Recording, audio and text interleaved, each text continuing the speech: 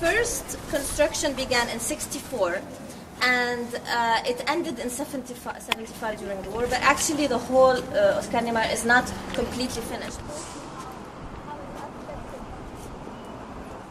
And then, of course, because he's a communist, even the fabric or the material used is not very chic. It's brick and concrete. Everything he does is concrete. He really was the architect who decided that I'm going to use concrete to do whatever I want with it, you know, to form concrete in all the ways possible that I could do whatever I want to do with it, okay? Here, we have what we call la grande couverture. Because, you know, Oscar was very francophone. Most of his plans were written in French. Grande couverture, it means the big cover. All this, you know, this glass was not supposed to be here. He wanted it to be an open space. Completely open. It was a bit crazy, huh?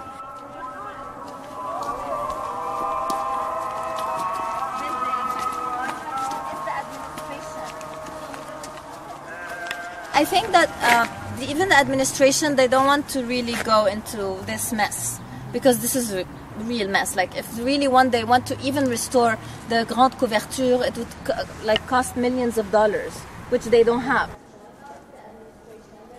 The PLO invaded the space, and they said that they bombarded some parts of Tripoli from here.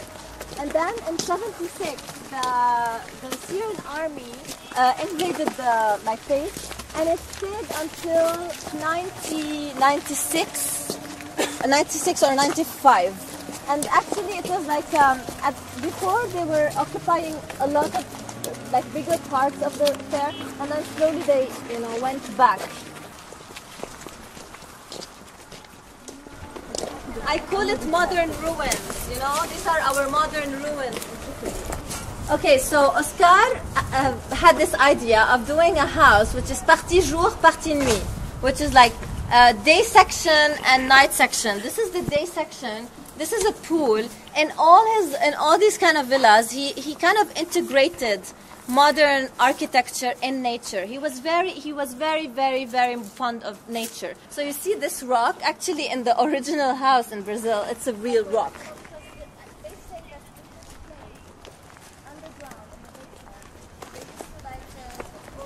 I used to call it when I was a kid the UFO. You know, we all called it like this in Tripoli. Oh, المكوك الفضائي. We called it like this.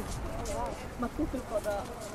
Okay, so now, wow, you're going to notice that there's an echo, because it's supposed to be finished, but it's not.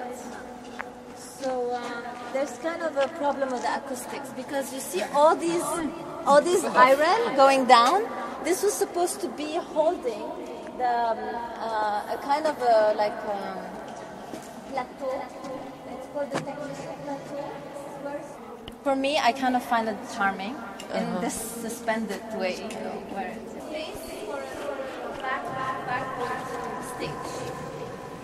For the architects, it's very, very interesting, because the thickness of the wall up is 8 centimeters, and it goes down to 40 centimeters. And that's why Oscar really loves concrete, because for him, with concrete, everything can be done.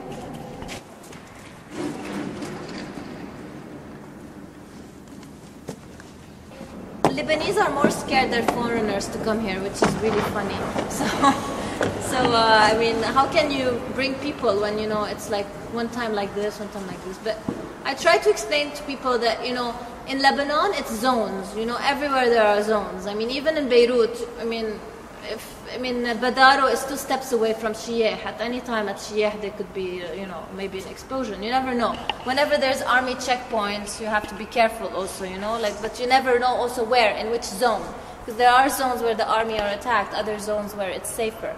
So it's just like you need to understand how it functions. And I think this part of Tripoli is like a safe zone, you know, like nothing really happens here. Even when there were the clashes in Tabbena and Jabal Mahsen, this part of the city is completely like, you know, it's like the calm part of the city. Nothing really happens at that part. But it's hard to explain. I mean, people are scared, you know, so...